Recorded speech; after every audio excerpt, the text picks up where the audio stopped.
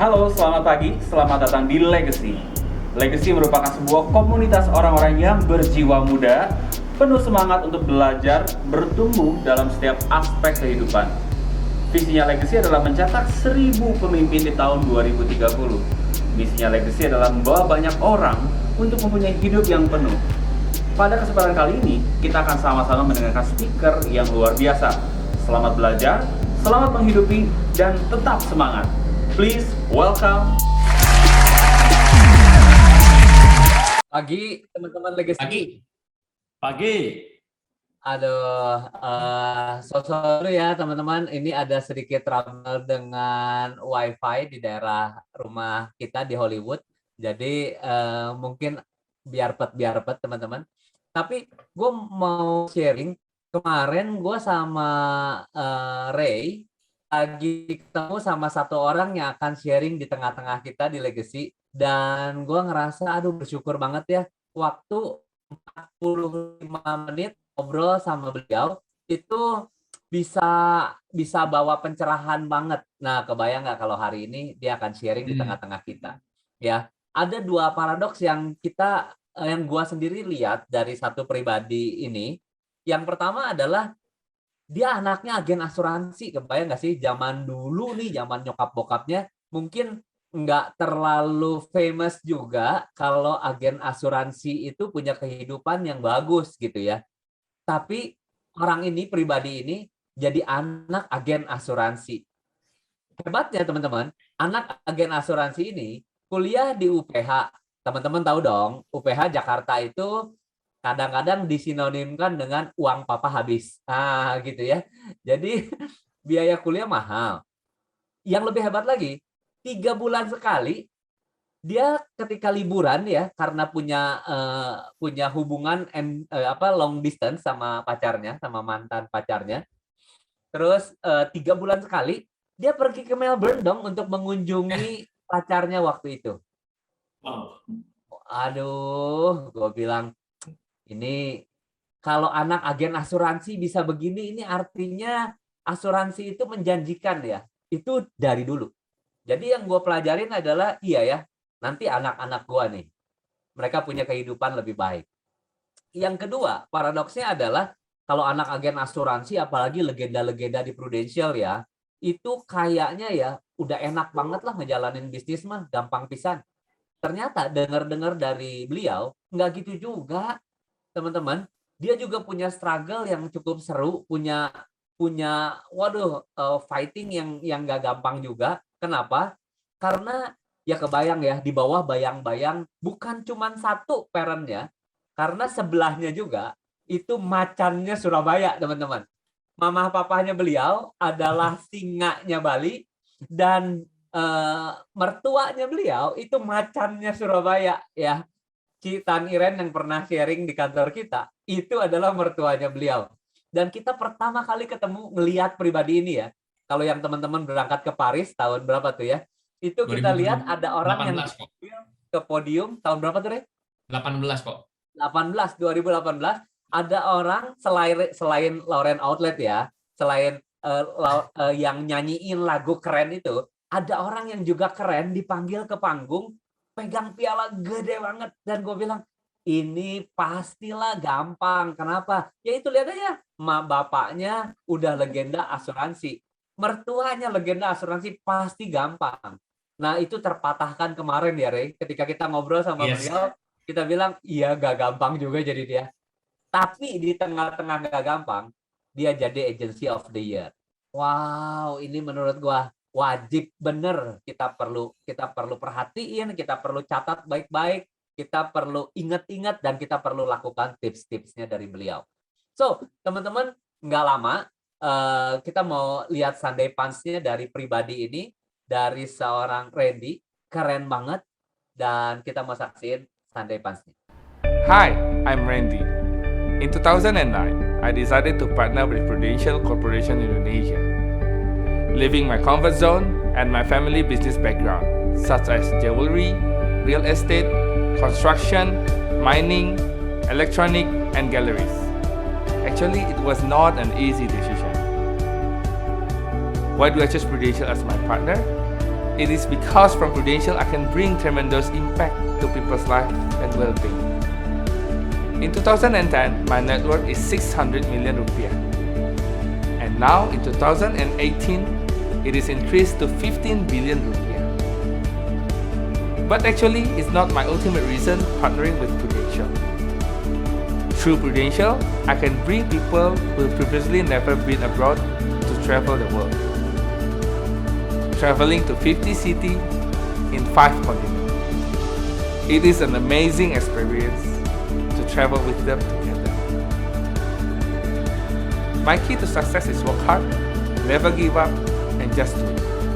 For me, success is not about how much money you make, it is about how many people whose life have been changed because of you. So if your life has been transformed because of others, make sure others' life have been changed by you. I'm Randy Setiawan, and that's my story.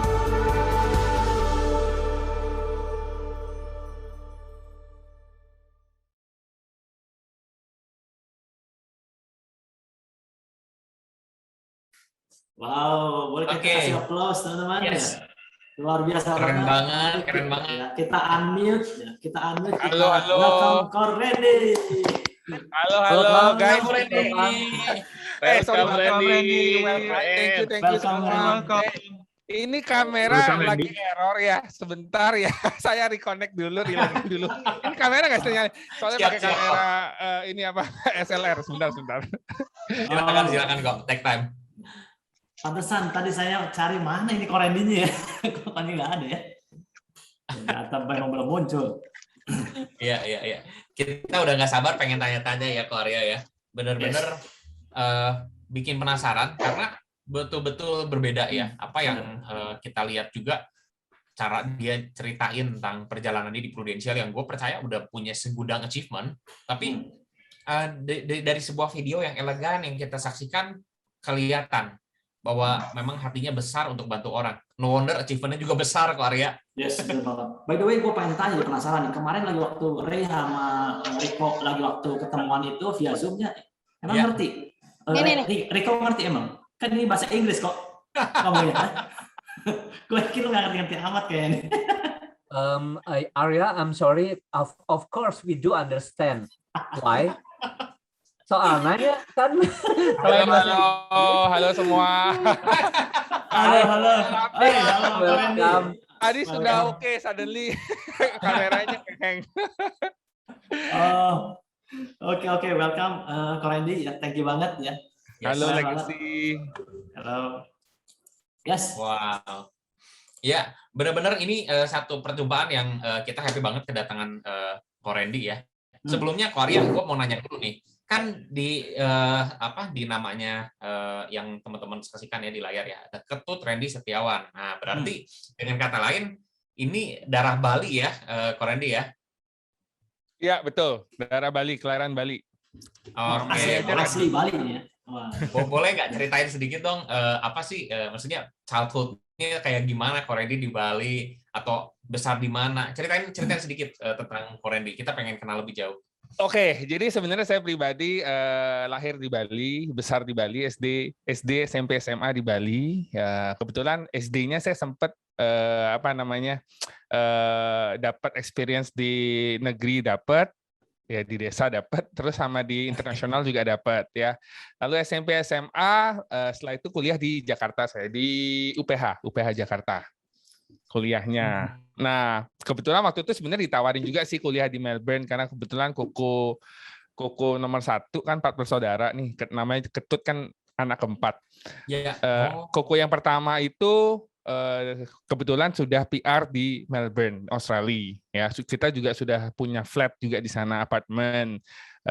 Ditawarin sempat mau nggak kuliah di sana, kan tempat tinggal sudah ada, tinggal paling biaya kuliah segala macam.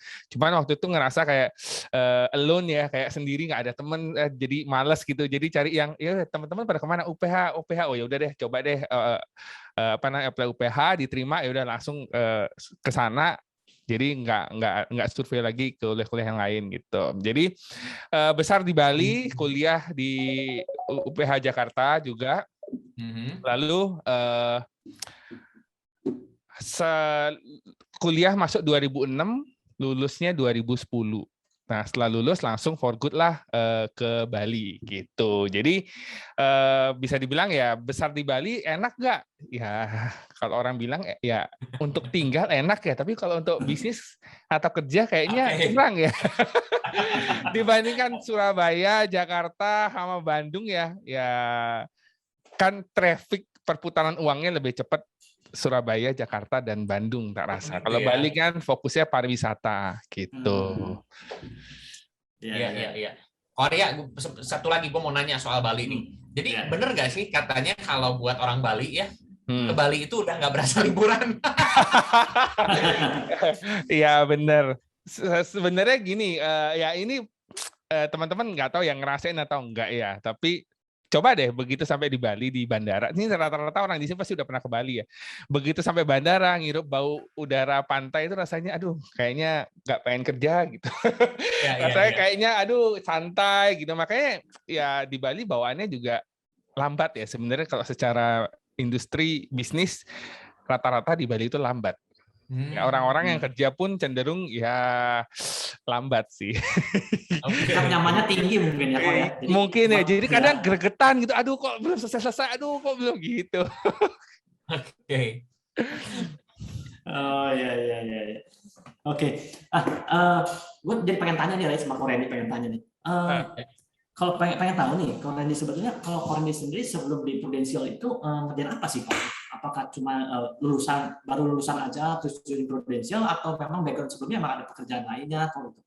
Jadi sebenarnya sebelumnya itu orang mama itu sudah gabung Prudential 2006. Ya waktu saya masuk kuliah, which is mama sudah di Prudential.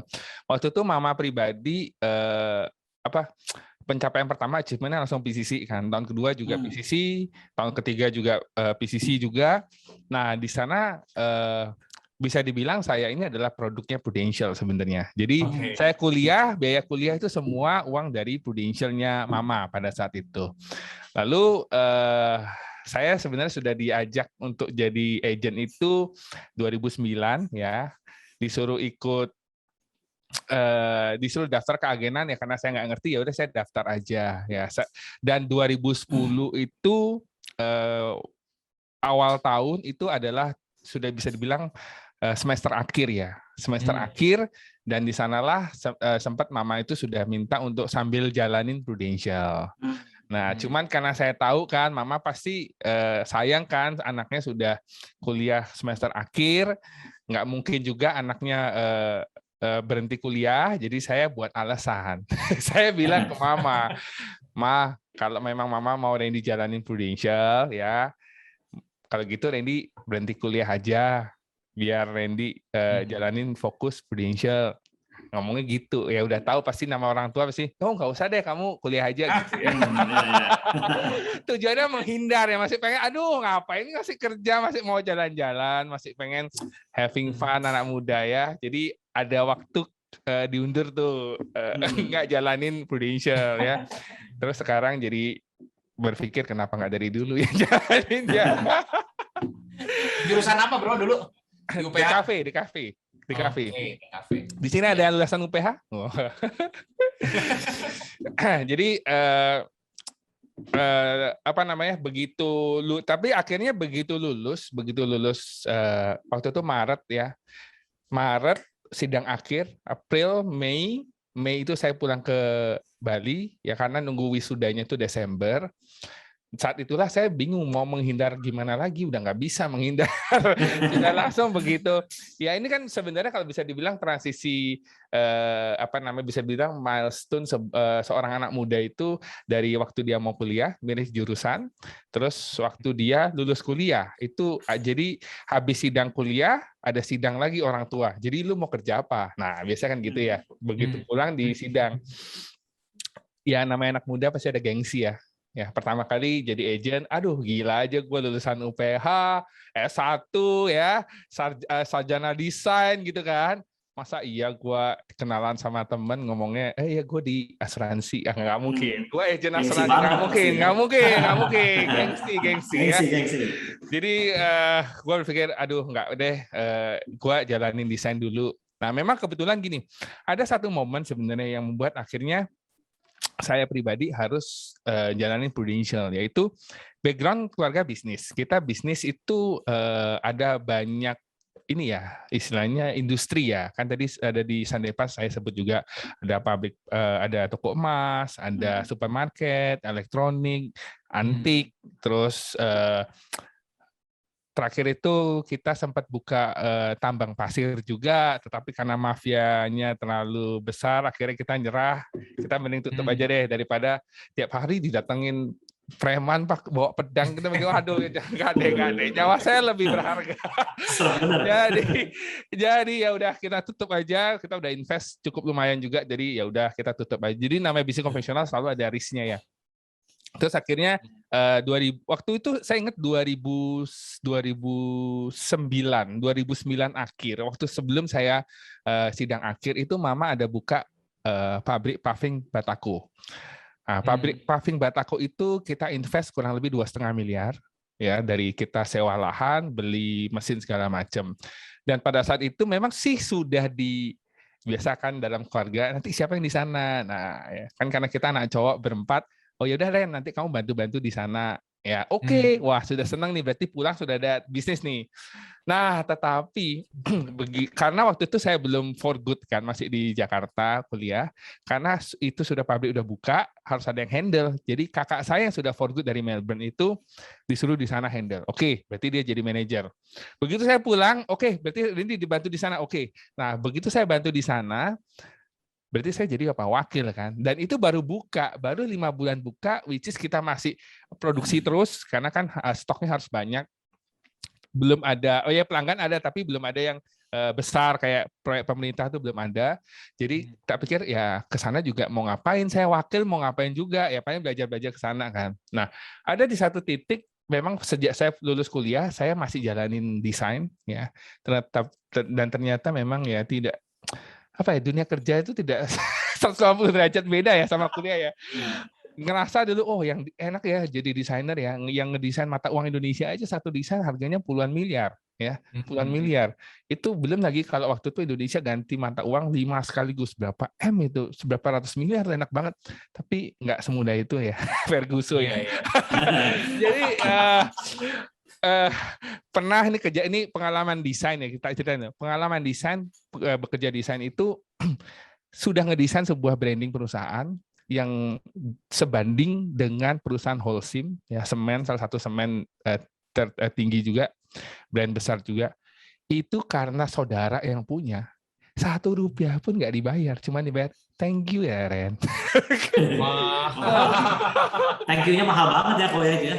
Iya makanya ya udahlah karena saudara nggak bisa ngomong, ya udahlah. Terus ada lagi bantu desain, cuman dulu belum ada tuh, begitu deal DP dulu belum ada. Jadi ya udah saya bantu, saya kasih tuh beberapa referensi, ujung-ujung enggak dulu ya Ren. Oh ya udah. 2 bulan kemudian keluar desain baru yang itu, kok kayaknya saya punya ini. Ya, dicuri desainnya itu, aduh akhirnya berpikir oh, jadi begitu lulus 2-3 bulan itu ngerjain desain ya, sampai 6 bulan lah itu nggak ada hasil sama sekali. Even sudah ngerjain project begitu banyak, Rp0 lah bisa dibilang, nggak ada Rp1 pun nggak dibayar. Jadi setelah sana tapi gila, kalau kayak gini mah nggak bisa ke depan ini. Jadi aku pikir ya udahlah, gua coba fokus di bisnisnya itu dulu deh, yang pabrik dulu. Nah, ada di satu titik memang nyokap kan, kalau seandainya kata orang tua di rumah itu kan perintah itu mutlak ya, udah kayak presiden ya. Jadi pada saat saya datang ke pabrik itu saya diminta oleh Mama, Ren kamu ikut kelas sekarang. Kelas apa? Kelas finance. Wah, keren banget nih. Pengen belajar kan? Oh ya boleh. Ternyata dimasukin PFA, Prudential Financial Advisor. Mungkin teman-teman tahu ya. Oke, belajarlah di sana, belajar tentang keuangan. Seru banget nih, excited kan? Mulai excited di sana. Tetapi ada sebelum ke kelas itu ada sebuah kejadian yang akhirnya membuat saya di Prudential. Yaitu adalah pada saat saya baru datang ke pabrik 10 menit, itu kondisi itu Mama telepon, saya disuruh langsung ikut kelas. Di sanalah kakak saya marah kepada saya, bilang gini, Ren kamu gimana sih? Nggak bisa kamu jalanin bisnis itu 2 perahu, dia bilang gitu.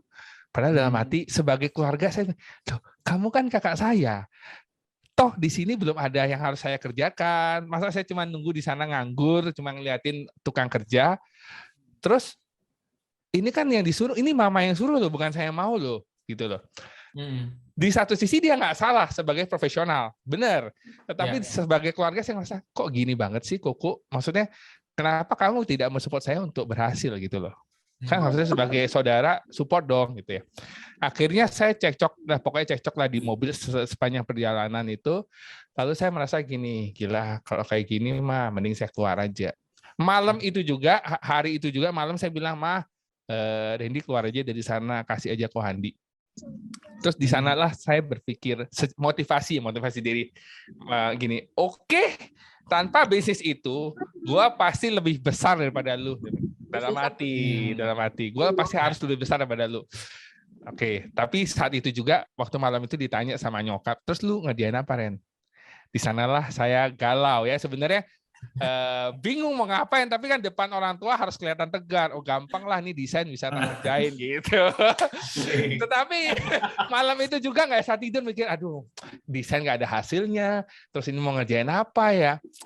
Akhirnya tercetuslah berpikir ini ya. Kalau dibilang licik enggak ya, tapi lebih ke arah berpikir, wah saya harus dapetin sesuatu nih. Maksudnya anak 4 cowok. Koko dikasih bisnis 1. Lah masa saya nggak dikasih bisnis? Saya anak paling bungsu nih. Akhirnya muncullah ide bertanya ya. Pengen tahu nih nyokap masih ada duit nggak sih? Siapa tahu kalau ada duit gue kecipratan buka bisnis gitu ya. Yeah. Tapi nanyanya nggak kasar. Nanyanya gini, Mi, itu bangun pabrik itu modalnya berapa? Koko aja dikasih modal segitu, masa gua enggak gitu ya? Itu modal berapa? Terus Mami bilang, oh iya kurang lebih 2,5 M. Di sana saya tahu, oh modalnya 2,5 M. Gila banyak amat ya, 2,5 M ya. Belum lagi itu setiap bulan harus suntik untuk produksi karena kan belum ada ini kan belum ada project kan. Oh oke, gitu ya. Terus pertanyaan berikutnya, terus 2,5 M itu duit dari mana? Pengen tahu duitnya dari mana. Maksudnya pengen tahu masih ada duit nggak sih gitu. Terus dari sana nyokap tiba-tiba bilang dari Prudential, Ren. Di sanalah shock. Emang Prudential bisa ngasih duit sebanyak itu gitu ya. Waktu itu nyokap sudah AM kan tiap tahun promosikan langsung agent UM, SUM, AM. Nah, tahun 2010 kita buka agensi 2011. Nah, memang pada saat itu sudah dari AM itu kan sudah income 100 jutaan kan. Di sana berpikir, gila kalau Prudential bisa ngasih sebesar ini, kenapa gua nggak di Prudential? Maksudnya kalau gua bisa dapetin bisnis core-nya, kenapa gua harus ngambil hasilnya, ngerti nggak sih? Kayak mending gua di core-nya, gua bisa bangun bisnis-bisnis yang lain gitu ya. Tapi pertama nggak percaya. Masa sih? Nah, gimana sih kalau seorang leader nggak percaya nih income segitu? Pasti ditunjukin dong. Wah, dengan bangga. Yes, orang ini. Ngambillah buku tabungan, ditunjukin. Ini dari Prudential kan dikasih lihat nih ada Pru segala macam kan. Ini transferannya. Dulu itu tiap 2 minggu sekali. Sekarang bagus tiap minggu kan. Jadi cepet kan. Dikasih lihat gila kalau sebanyak ini. Nah, dari sanalah mulai oke. Mi, tak coba deh fokus di Prudential. Nah, dari sana lah akhirnya ya udah saya coba gitu ya untuk maksudnya ya aku harus jalanin ini. Belum lagi gini, punya pikiran gini. Mama tuh sempat ditanya sebenarnya. Akhirnya mama itu setelah beberapa tahun baru ngomong. Tak tanya, kenapa sih Mami pilih Randy sebagai agent? Kan anak Mami 4, kenapa Randy gitu ya? Ternyata 2009 saya dijadikan agent, saya 2010 Mei baru saya jalan. Saya dibilang, Mami baru cerita itu kalau nggak salah ya akhir-akhir tahun itu baru cerita. Tanya kenapa sih Randy? Dia bilang karena Mami sempat ditanya sama nasabah. Nasabah Mami itu lebih muda, jauh. Terus tanya, Bu, sorry ya Bu, ini kan saya lebih muda ya daripada ibu kan sebagai agent. Nah, kalau ibu jalan duluan siapa yang servis saya digituin. Nah, mama saya bingung ditanya begitu. Akhirnya dia berpikir cara paling muda. Terus mama saya pikir, oh kalau gitu saya cari anak yang paling muda yaitu saya. Karena supaya bisa servis lebih panjang.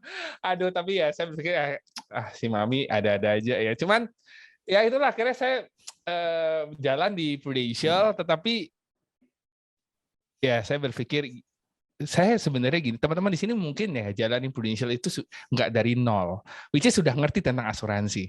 Saya dari awal tuh nggak ngerti asuransi, serius. Waktu di fast start itu masih offline, ya saya belajar itu di sana jelasin tentang asuransi dasar, konsepnya kayak gimana nggak ngerti. Rider, apa itu rider? Saya taunya Kamen Rider, ya. Jadi saya ikut fase 1 sampai 2-3 kali baru ngerti. Gitu. Bahkan AJI. Ini gila nih ya. Aduh. Saya itu orang yang saya merasa selalu diberkati ya. Jadi setiap sekolah selalu naik kelas gitu ya. Even tanpa harus belajar. AJI saya nggak belajar. Saya nggak lulus, teman-teman. Gila nggak? Oke. AJ-nya nggak lulus. AJI saya nggak lulus sekali, dan sana saya belajar. Gila, jadi orang nggak boleh sombong. Saya nggak belajar, saya ngerasa gampang nih, pasti lulus karena selama ini gue naik kelas kan. Maksudnya saya naik kelas, pastilah nih lulus ya. Ternyata nggak lulus, gila, malu-maluin. Orang sebelah saya ya yang ikut ujian AJI nggak bisa pakai mouse. Pakai mouse aja harus belajar 1 minggu. Sampai mouse itu udah sampai pojok meja waktu AJI. Sampai ke bawah. Saya ketawain, dia lulus, saya nggak lulus. Gila, malu-maluin nggak? Justru itu kuncinya, jangan sampai ke bawah gitu mouse-nya. Jadi lulus makanya. Waduh, itu benar-benar, waduh, ini pembelajaran banget ya. Jadi saya yakin teman-teman di sini yang ujian AJI langsung lulus tuh harusnya lebih besar, lebih hebat lah. Amin. Gitu. Jadi itulah kisah ya, maksudnya gimana saya bertemu dengan Prudential. Oke. Tapi kebayang nggak ya, Ria? Iya. Serunya dari waktu ketika Korean ini belum mau memutuskan untuk join di Pro ya. Dimana kalau gue pikir di luar sana itu bagaimana suka ada aja namanya calon nasabah yang menghindari ya, namanya agen asuransi. Ini mau gimana menghindari? Ini mamanya sendiri terus setiap hari mesti dihindari. Ya. Tapi ya begitu lihat ada peluangnya, fact findingnya juga hebat. Bahkan belum jadi agen asuransi loh, tapi fact findingnya udah hebat ke mamanya sendiri.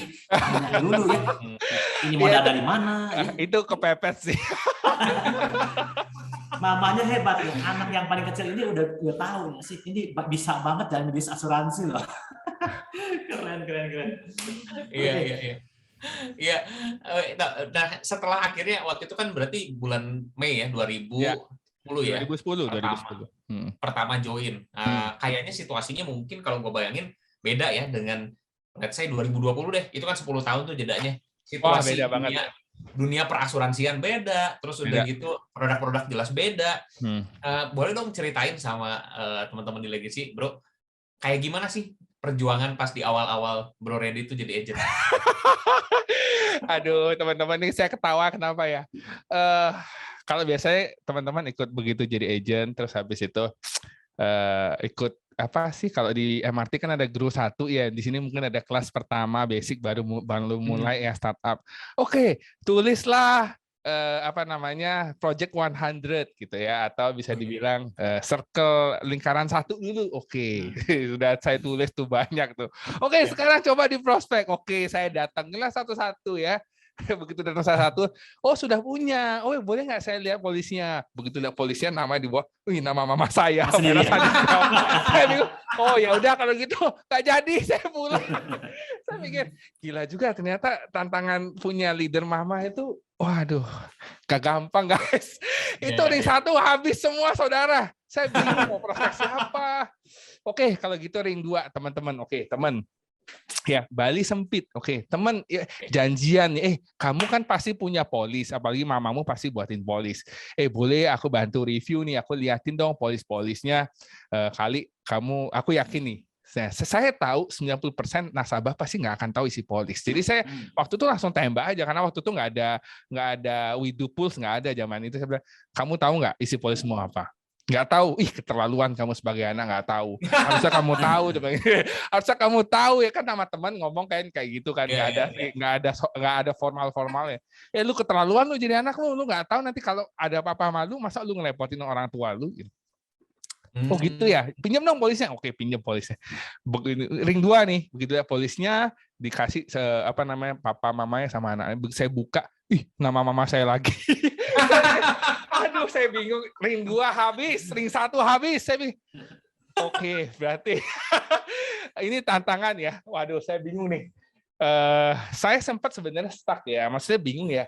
Aduh, saya harus prospek kemana nih? Maksudnya secara ring 1 habis, ring 2 habis. Kenapa? Ya teman saya kan sebenarnya papa mamanya dekat juga, bisa dibilang temannya papa mama saya juga. Saya bingung. Ini gimana nih? Wah, nggak bisa gini nih.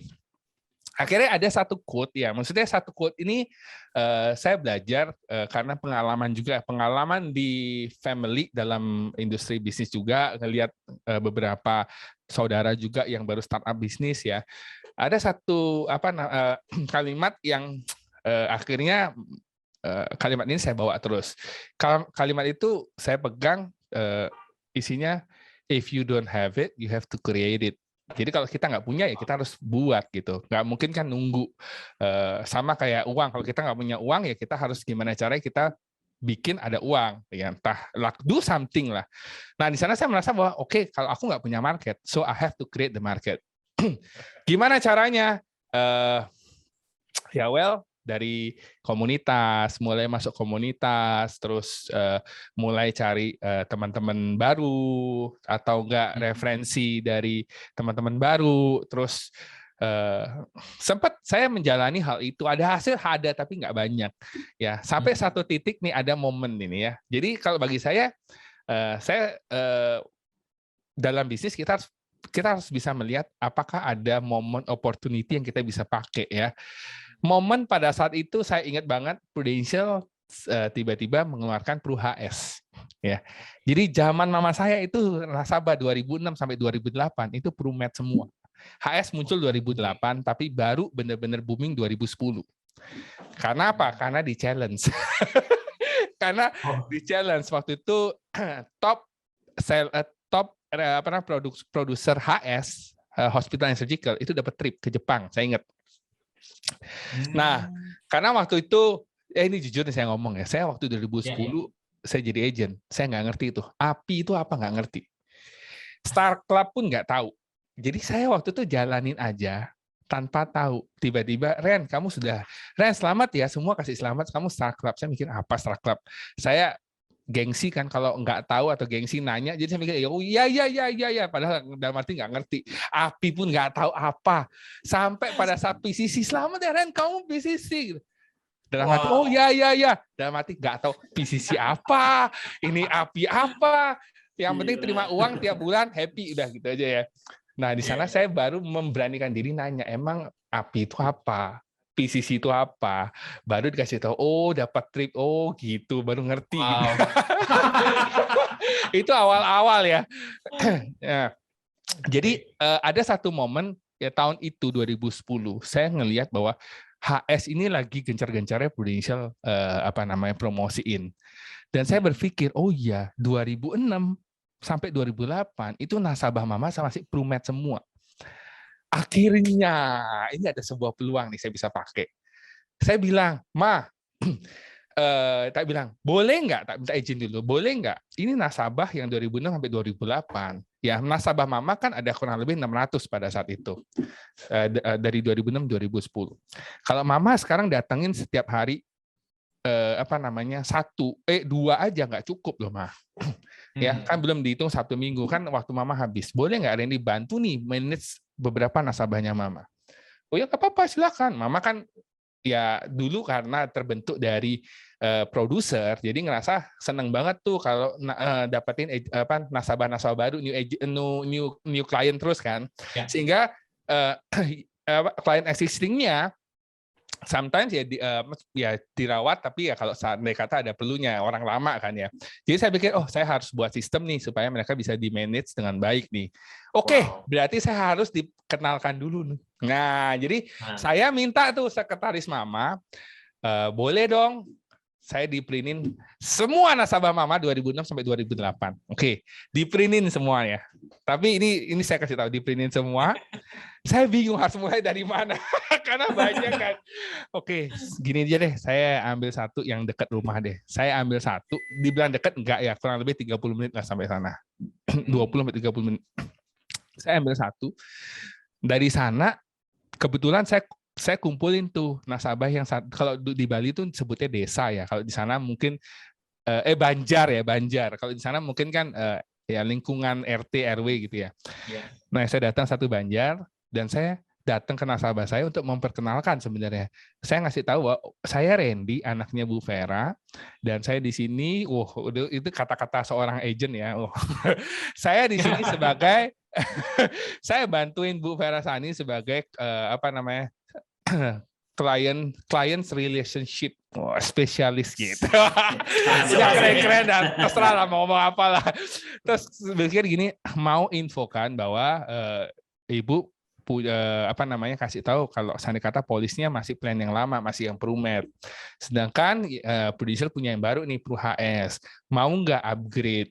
Pada saat itu dia oke, boleh nih, mau satu upgrade. Dapatlah upgrade satu. Cuman kan zaman dulu upgrade ya tetap masuk ke Mama kan, bukan masuk ke saya kan. Jadi saya pikir oke, ini mah kembali lagi masuk Mama, bukan masuk saya. Cuma nggak apa-apa lah. Di sini memperkenalkan dulu, tipis-tipis dulu ya. Siapa tahu dia punya anak mau masuk polis kan.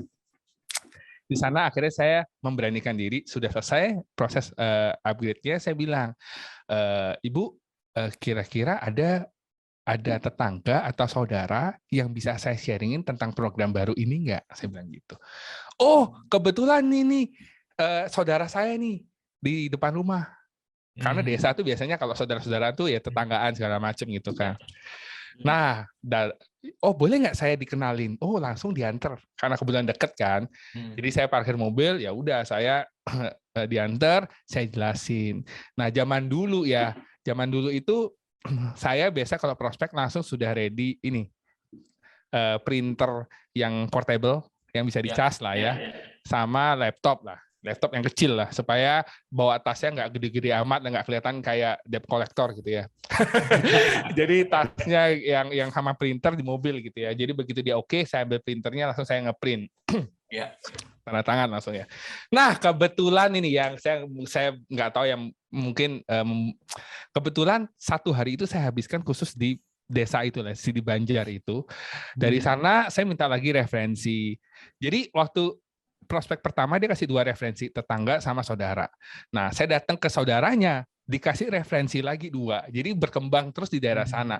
Jadi sehingga saya satu hari hanya menggarap desa itu aja untuk program HS. Hospital and Surgical. Jadi waktu itu kebetulan ini ya bukan sebuah kebetulan lah ya. Semua masih ada rencana. Hari itu saya menggarap HS. Hari itu saya case close itu 119 juta API. Wow. Satu hari itu. Jadi saya berpikir, wah keren. Wah, tapi saya nggak ngerti ya itu API apa waktu itu. Wah keren, seru juga ya maksudnya. Jadi kerja itu kayak begini gitu loh. Oh, kerja itu kayak gini toh. Ya seru juga ya gitu. Nah, dari sanalah saya belajar. Pertama kali waktu saya jadi agent, saya mikir nggak ngerti caranya, terus saya ngikutin Mama prospek.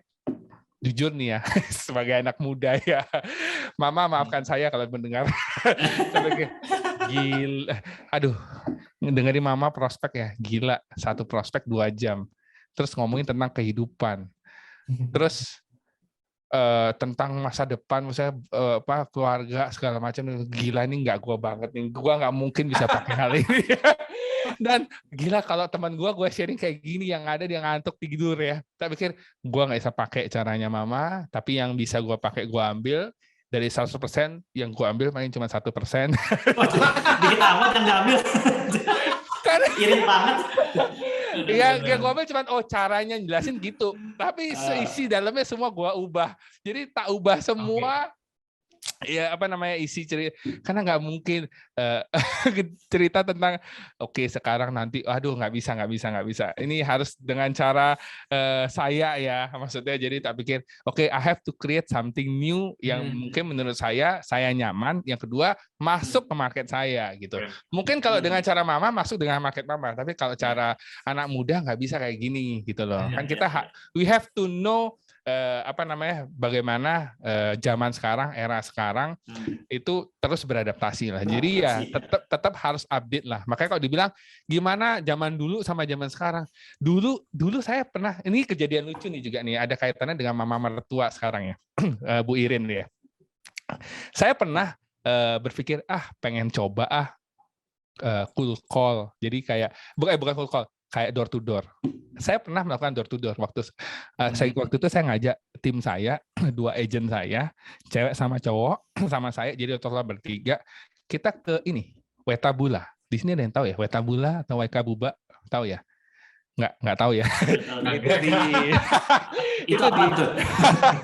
Itu di daerah NTT sana. Saya naik pesawat. Waktu itu pesawat PP aja tuh 1,9 ya. Karena memang jarang kan pesawat di sana. Di sana dan cuma ada 1 hotel, dan hotel itu jorok banget lah. Bisa bilang itu bintang 1 ya, WC itu jorok banget. Tapi ya udah kita coba aja. Pengen tahu lah gimana rasanya sih door to door ya, seru nggak sih gitu ya. Ya udah akhirnya kita door to door di sana, dari kanan ruko kiri ruko kita datang satu-satu jelasin orang lagi jualan, toko kelontong segala macam, masuk ke pasar, masuk ke rumah sakit, kita ketemu sama kepala rumah sakit, kita sampai presentasi di depan suster-suster segala macam. Dapat hasil nggak? Dari sekian banyak kota dapat ya kurang lebih 3 case. Ya oke lah, kalau dibilang di luar ekspektasi, tapi ya udah nggak apa-apa, kita dapetin pengalamannya. Oh ternyata door to door tuh kayak gini, dan sebenarnya memberikan kekuatan juga ke agent bahwa sebenarnya dalam hati ini pertama kali gua door to door, tapi ya juga ngajak agent, nggak mungkin saya nggak maju. Gimana kalau saya nggak maju? Saya nggak jalan. Ya udah, mau nggak mau terpaksa. Ya udah, saya harus maju. Apapun keluarlah pokoknya. Ya udah, door to door di sana. Saya pulang dari sana, ternyata 1 bulan kemudian atau 2 bulan kemudian, kebetulan sudah kenal sama Bu Iren telepon. Ren, ternyata kamu ngelakuin door to door di daerah sini juga ya. Gila ya, hebat ya kamu ya anak muda.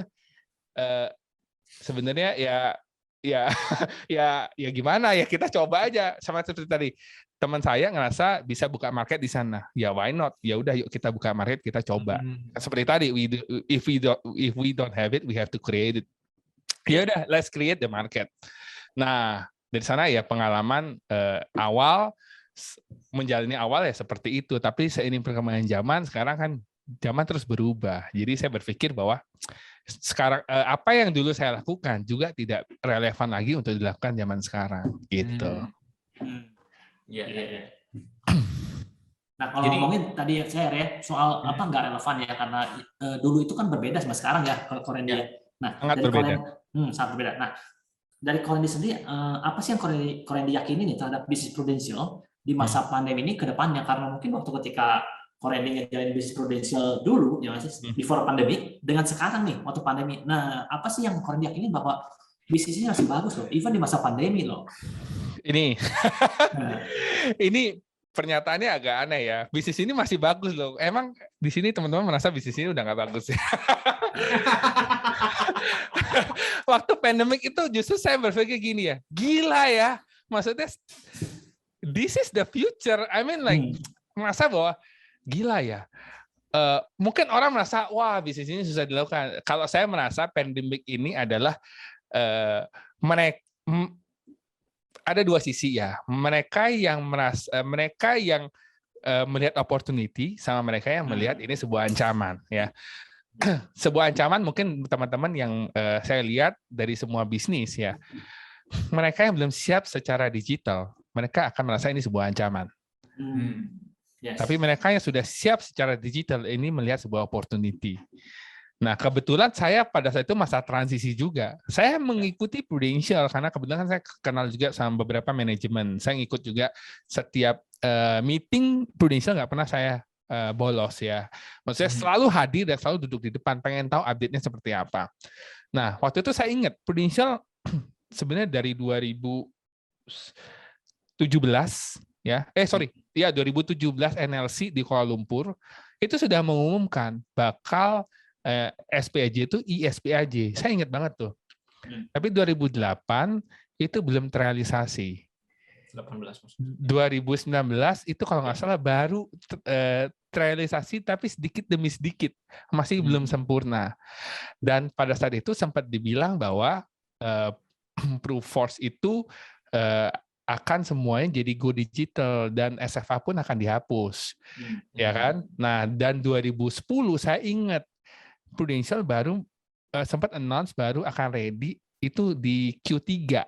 Tapi karena pandemik, Prudential kalau nggak salah ngebut tuh, saya ingat tuh, pihak IT-nya ngebut supaya bisa dilakukan di awal tahun, dan Prudential berhasil melakukan di awal tahun.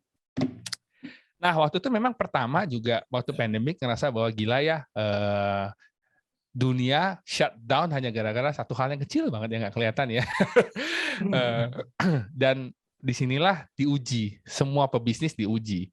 Ada satu faktor X yang kita nggak bisa nggak bisa kita kontrol ya dalam sebuah bisnis, mau konvensional mau itu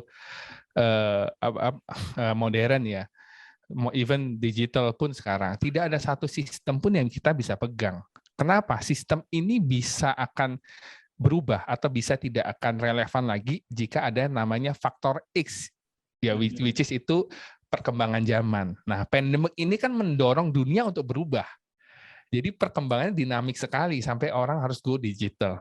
Jadi kita sebagai pebisnis, saya selalu bilang bahwa orang yang di Prudential yang benar-benar jalanin bisnisnya, kita sebagai pebisnis harus punya strategik. We have to change, we have to adapt strategiknya untuk sistem yang baru. Gitu. Jadi kalau mungkin di sini ada sebagian isu yang merasa bahwa gila pandemik, income-nya turun nih, gara-gara pandemik, ngerasa terancam nih di bisnis Prudential, ya justru harus ngelihat kembali apakah kamu sudah beradapt tentang dunia sekarang atau kamu masih menunggu untuk dunia bisa kembali seperti dulu.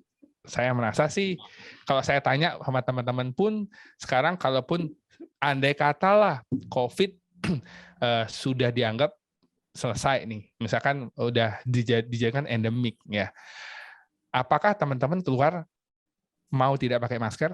Saya tetap yakin teman-teman pasti pakai masker. Pasti. Nggak mungkin nggak. Jadi saya merasa bahwa this is the new normal, which is kita nggak bisa nih nunggu dunia nungguin kita. Tunggu dong, gue belum bisa nih Zoom. Gue belum bisa nih Instagram, TikTok segala macam. Gue masih ini. Jadi waktu transisi itu akhirnya gue merasa bahwa gue harus berubah. Jadi saya harus bisa beradaptasi. Oke, zaman seperti ini, next-nya apa?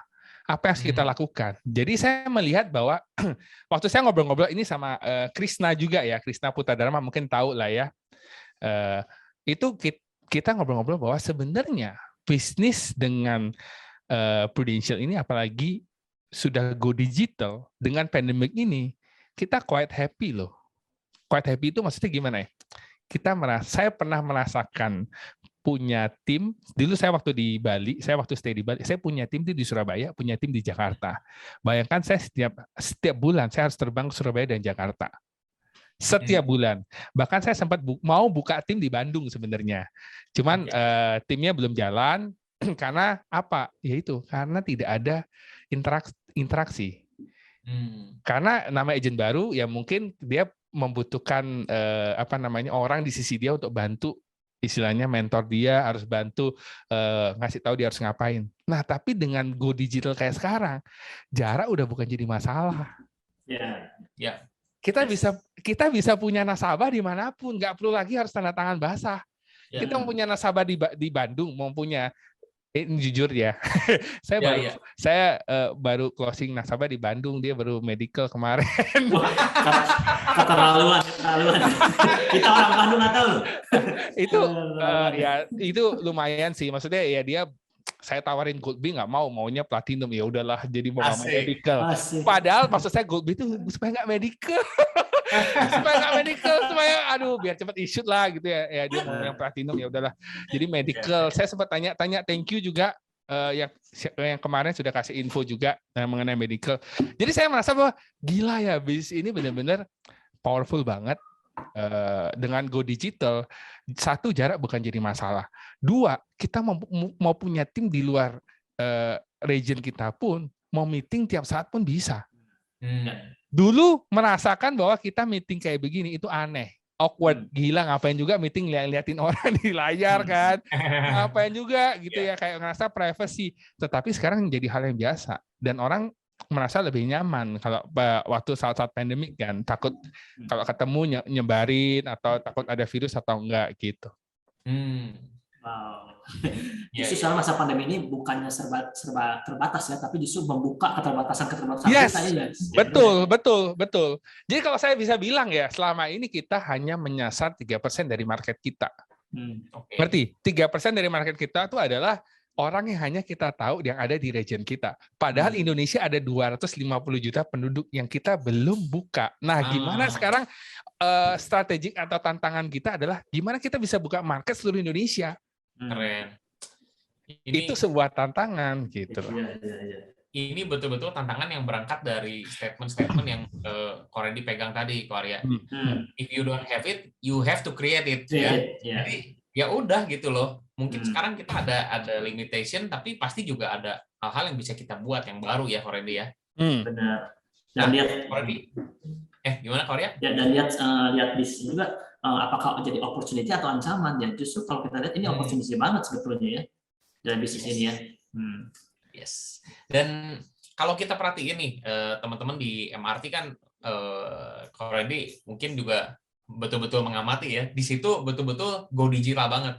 Even hal-hal yang biasanya mungkin kita cuma ceritain pakai picture gitu ya, still picture image gitu. Sekarang udah banyak video-video dan lain-lain. Nah, dengar-dengar ini Korendi itu salah satu motornya ya di sana ya, tentang digitalnya di MRT.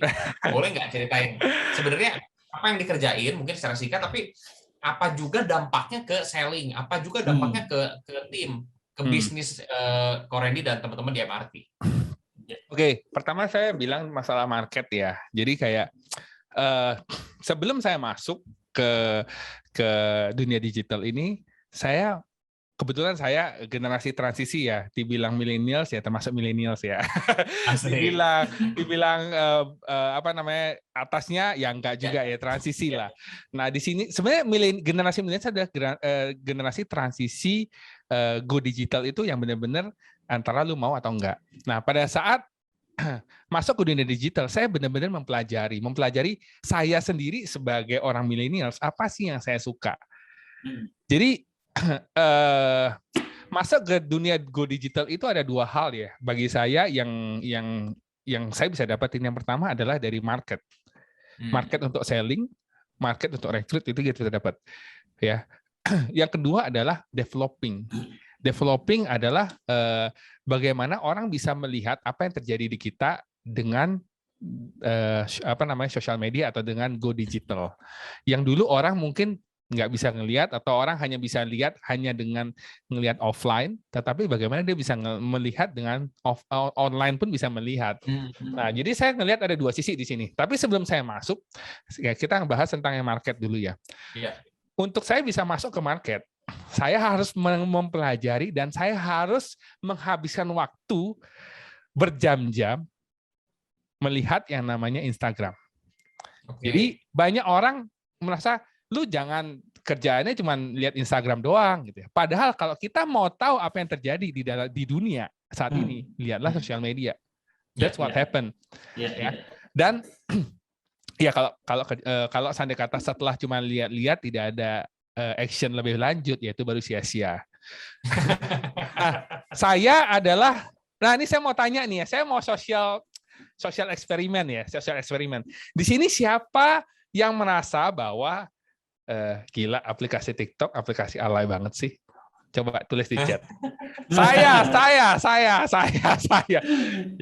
Gua misalkan ada yang merasa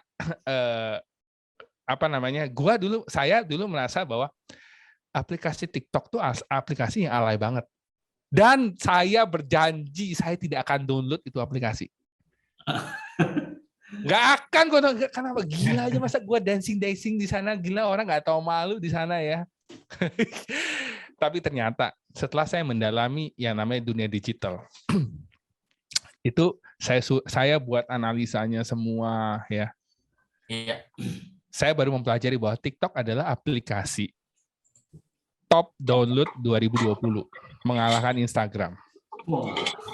Itu satu. Kedua, saya mempelajari juga nih. Saya sempat bawakan kebetulan materi ini ya.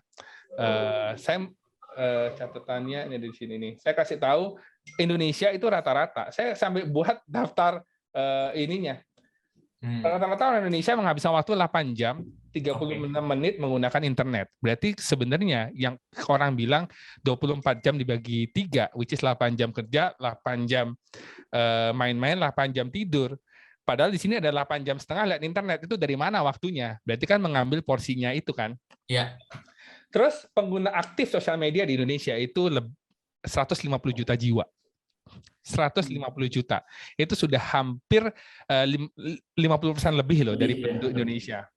Lalu pengguna aktif Instagram itu ada 60 juta, ya. Usia pengguna sosial media yang paling mendominasi adalah 18 sampai 34 tahun. Berarti market saya kalau Go Digital adalah 18 sampai 34. Oke. Lalu pengguna internet dari usia 18 sampai 64 menggunakan YouTube adalah 93,8%.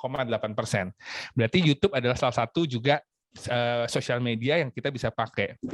Nah, ini dari sinilah saya mendapatkan bahwa oke, dengan data ini saya jadi tahu kalau mau go digital apa yang harus saya lakukan. Salah satunya tadi TikTok kan. Akhirnya saya mematahkan kalimat saya ya. Oke. Mulai TikTok nih maksudnya. Saya download TikTok. Tapi begitu download, percayalah, hanya saya download, saya nggak buka sama sekali. Karena saya berpikir, aduh saya masih nggak mau buka. Semasa iya saya menelan ludah sendiri, ngerti nggak sih ya? Masih mempertahankan ego untuk nggak mau download segala macam. Tapi akhirnya saya menyadari bahwa engagement paling banyak itu adalah di TikTok. Instagram pun kalah. Sampai saya akhirnya mau mempelajari TikTok karena saya merasa gila, Instagram yang segede gitu aja dia ngikutin TikTok buat reels, ya kan? Nah, karena hal itu akhirnya saya mempelajari TikTok. Begitu buka TikTok saya bingung, ini yang mana yang harus saya pencet, banyak banget pencetannya, filternya banyak banget. Begitu saya coba kamera kok langsung filternya nyala, saya langsung jadi cewek, bibirnya merah, tirus, dan gila ini apa-apaan ini? Ya. Terus sampai pada akhirnya yang buat shock adalah begini.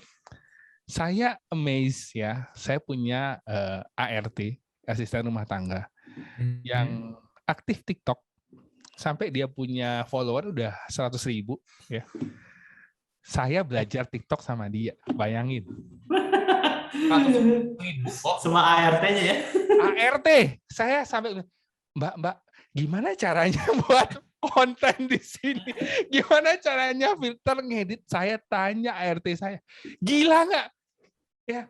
ART saya masih muda, maksudnya dia punya sampai engagement sampai seperti itu, saya pun kalah. Ya, wow. Saya berpikir wah gila orang ini hebat banget. Dan dari sana saya belajar ya, dan dari sana saya mendalami market. Kalau saya pengen dapat market dari digital atau dari anak muda, saya harus masuk dunia mereka. Ya. Untuk apa? Supaya pada pacing waktu saya ngomong sama dia nyambung. Nah, makanya saya maksudnya ini suatu keajaiban dalam dunia go digital ya. Kalau saya sekarang ngomong sama apa namanya anak-anak muda sekarang, ya harus. Saya tadi sudah beberapa chat saya lihat ya, ada yang ngomong Yamet Kudasi itu mungkin rata-rata teman-teman di sini yang sudah TikTok tahu, yang belum TikTok pasti ini ngomong apa sih Yamet Kudasi gitu ya. Terus misalkan saya ngomong ini social eksperimen lagi. Misalkan saya ngomong satu lagu nih, misalkan. Coba teman-teman di sini ya, coba dijawab di chat ya. Kalau Bro Ray atau Arya juga mau jawab, langsung jawab ya, nggak usah di chat. Kalau saya sekarang ngomong satu lagu gini, la la la la la la la la la la la la la la la la la, apa yang ada di pikiran teman-teman? La la la la la la la. Lagunya sih familiar nih. Lagunya sih familiar ya. Shopee COD. Ya, la la la. Ah, Shopee COD. nah. Iya, Shopee COD. Padahal lagu aslinya Sepatu Kaca. Gila kan? Itulah itulah yang namanya social media. Orang akan taunya adalah Shopee COD. Edan. Generasi sekarang taunya apa? Shopee COD. Padahal aslinya bukan itu ya. Bukan, itu aslinya Sepatu Kaca.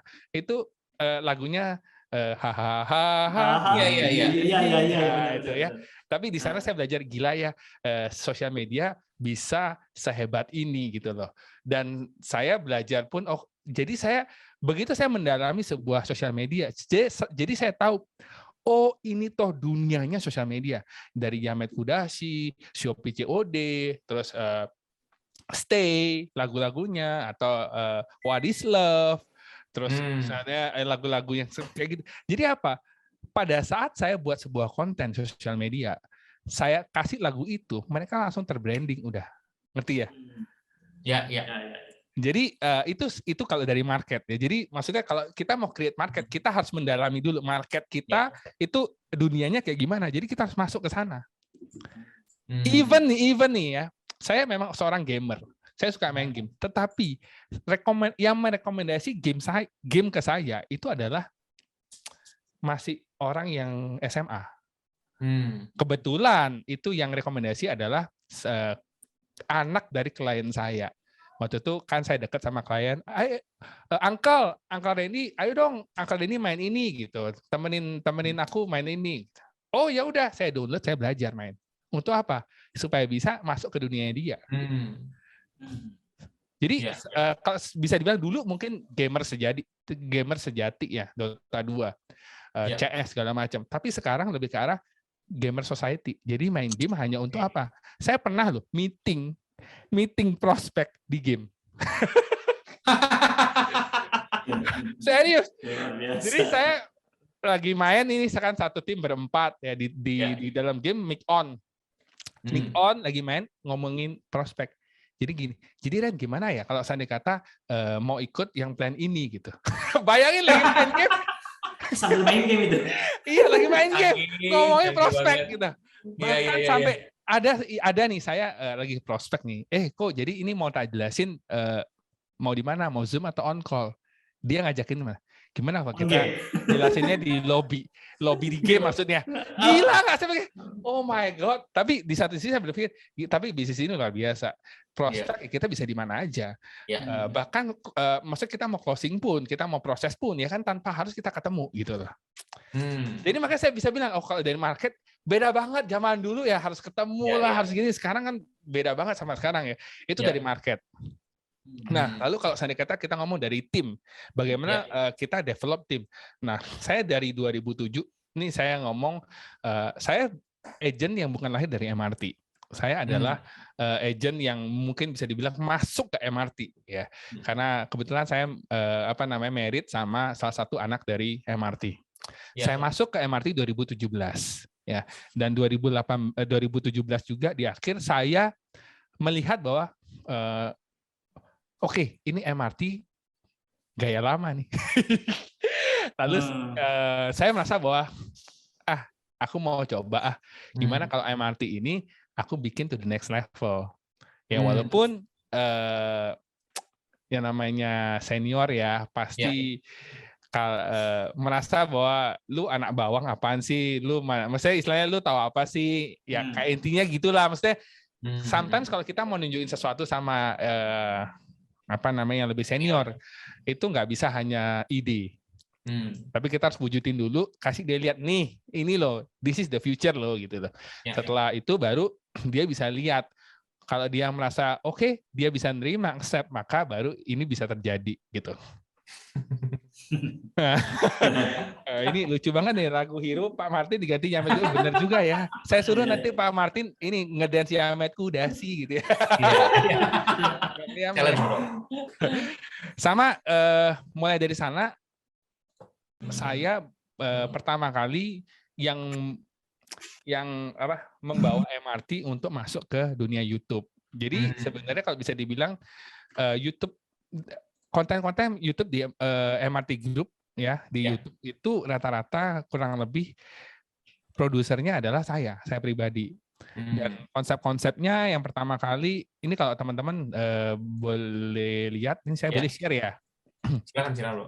Oke, ini saya share misalkan ya. Ini kan MRT Group punya konten-konten ya di YouTube ya. Video pertama yang saya masukkan itu adalah ini. Manusia Kuat ini. Maaf ya, bukan premium. Maaf, bukan premium, jadi ada iklannya. Oke. Nah, ini teman-teman boleh lihat nih perubahannya ya. Waktu saya buat pertama kali Manusia Kuat ya, kita meng-cover Manusia Kuat waktu zaman Asian Games. Ya, masih saya yang produserin, saya yang milih talent-talent, saya yang rekam sampai jadinya kayak begini. Ya masih goyang-goyangnya masih jiwa-jiwa yang kuat. Tiknya masih biasa. Adanya. Nah, ini konten pertama saya di YouTube ya. Waktu itu kebetulan bisa diterima, jadi lega rasanya ya bisa diterima. Akhirnya project berikutnya saya selalu launching setiap event tahunannya MRT yaitu MNLC. Saya buat lagi yang lebih bagus lagi, mulai pakai kamera profesional, cover Asian Games punya Brightest as the Sun. Nah ini udah cukup bagus. Ini sudah syutingnya di Bromo. Kita udah lebih proper lightingnya, kameranya lebih oke, transisinya oke. Kita syuting sampai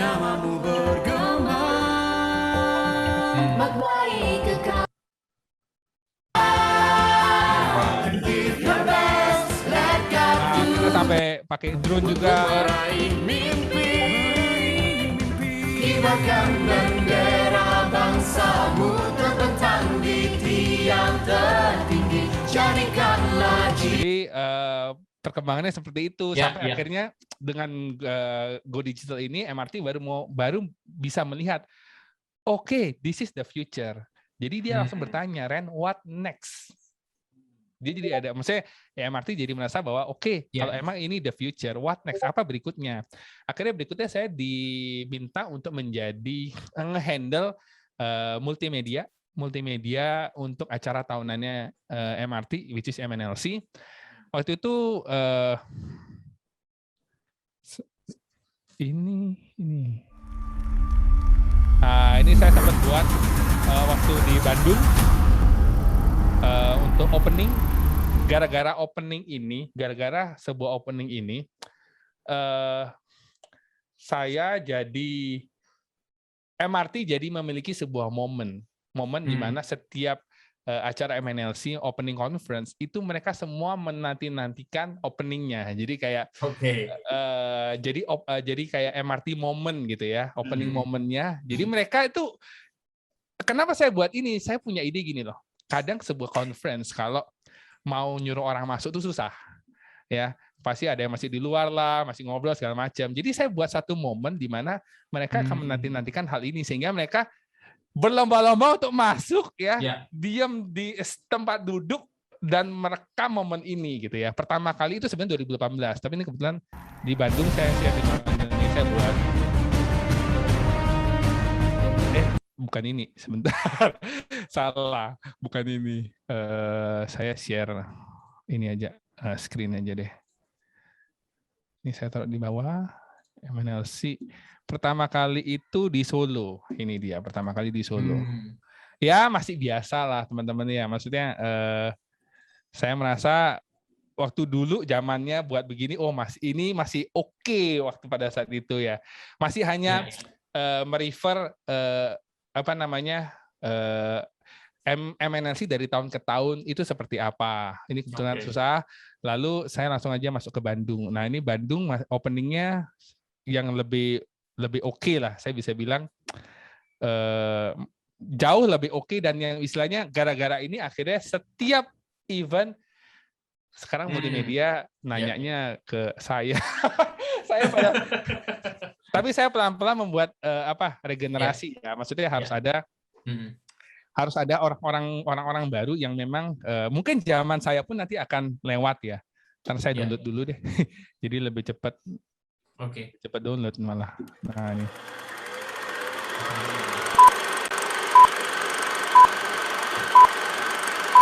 Ini lebar layar 25x3 ya. LED.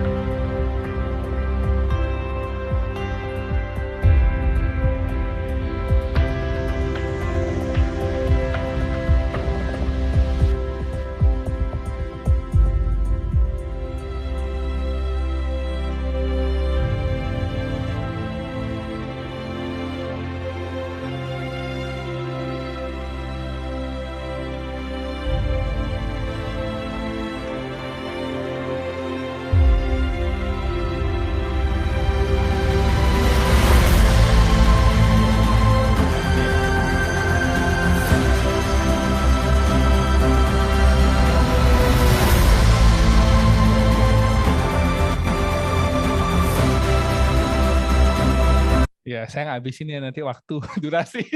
Jadi teman-teman Keren.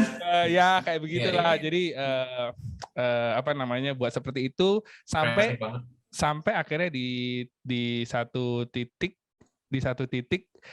saya dipercaya untuk menjadi sebuah project director 1 tahun event MRT. Jadi bisa dibilang ya sebenarnya nggak mudah juga ya dari awal buat satu music video diterima, buat lagi nextnya, akhirnya buat bantu multimedianya mereka bisa terima sampai pada akhirnya satu event MRT MNLC kemarin 2020 waktu offline itu saya juga saya yang membantu handle from scratch. Jadi dari bikin logonya, dari apa namanya mau acaranya mau kayak gimana, konsep acaranya kayak gimana, kayak ginilah jadi.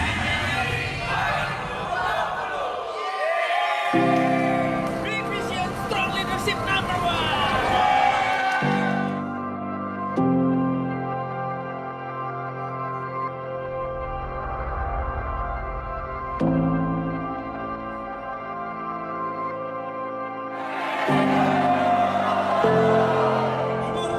National Leaders Conference 2020.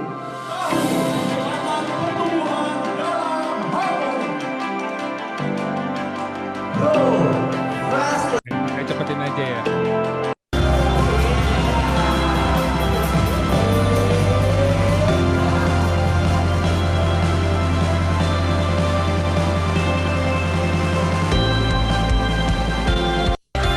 Maka Monday adalah amazing Monday.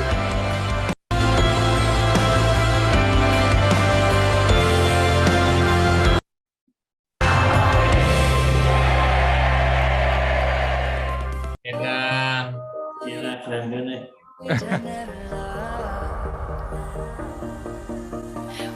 Ya, sampai akhirnya ini sharing dikit ya. Ini pertama kalinya juga MRT.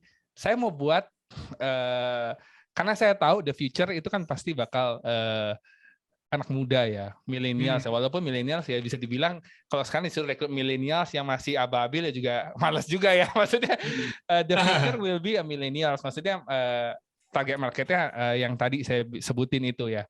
Nah di sana saya berpikir kita harus buat satu satu acara di mana ini bakal jadi millennials masa gila ini keren banget gitu ya. Akhirnya baru pertama kali ini sebenarnya pro dan kontra. Jadi waktu itu saya mensuggest karena saya sudah diminta jadi project director, saya bilang saya pengen sekali aja MRT punya yang namanya kick off party. Kick off party itu kayak gimana?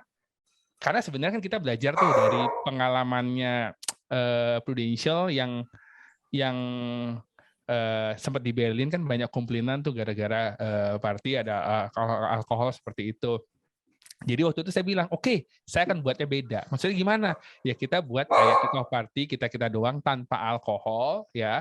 Tapi di Bali itu sebenarnya saya bilang, ya kalau mau alkohol ya beli sendiri, saya bilang gitu. Tapi ya dari kita, pokoknya dari MRT, dari perusahaan, dari agensi tidak akan provide. Kalau itu di luar dari kita, ya kita nggak bisa maksa, ya. Ya, tapi kan maksudnya seenggaknya dapat approval dulu nih, gitu. Akhirnya pertama kali juga MRT mengadakan kick-off party. Waktu itu saya cari, saya akhirnya dapat, ya saya booking satu beach club di Bali.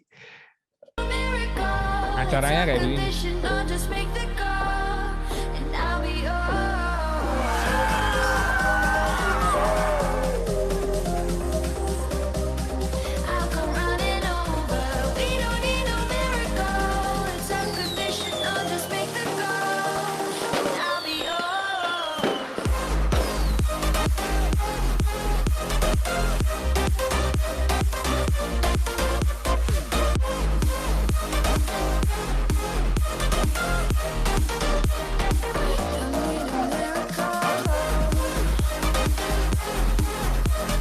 Ya, jadi begitulah.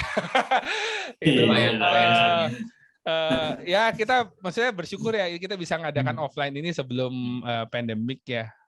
Jadi semua masih bisa terlaksana dengan baik dan kita juga dari hal ini akhirnya saya pun belajar gila ternyata apa namanya ya kita harus one step terus lebih maju lagi sampai ini terakhir waktu kemarin 2021 kan bingung waduh Ren gimana nih MNLC pandemik gimana caranya oke kita bingung juga kan gimana cara akhirnya kita saya punya ide kita buat hybrid aja akhirnya kita jadikan hybrid preparing for MNLC 2021 saya sewa satu studio kita bagi tuh Leader sejati ada yang online ada yang offline dari bagaimana sikapnya menghadapi sebuah krisis.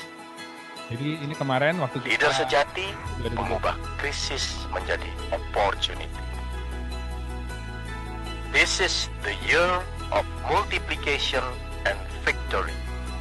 Are you ready?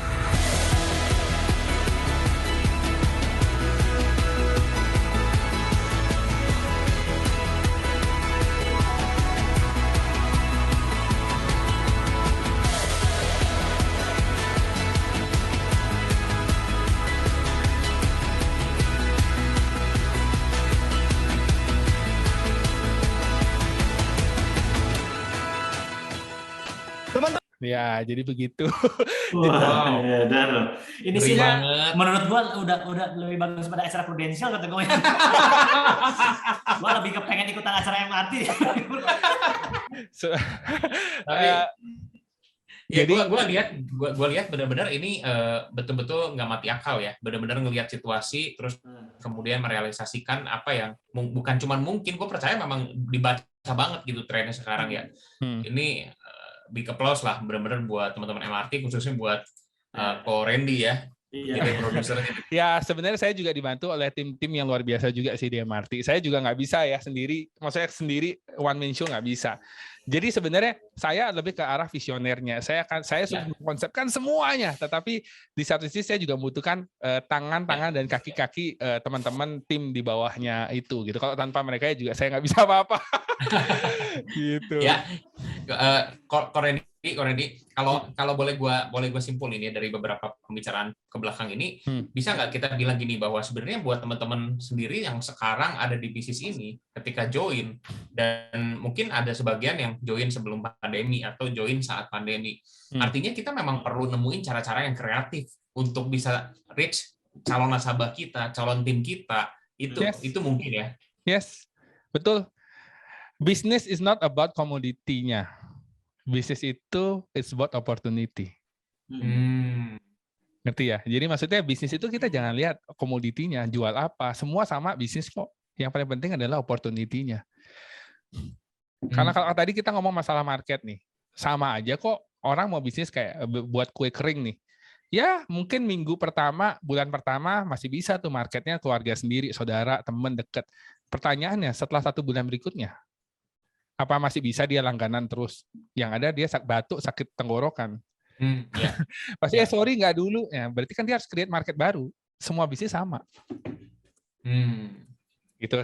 Cuman sometimes ada orang ya yang mencari excuse. Ya, itu yang jadi problem. Ya, itu aja sih. Ya maksudnya ya saya bersyukur juga. Maksudnya saya besar di keluarga bisnis konvensional juga. Jadi di sini pun saya tahu gitu loh.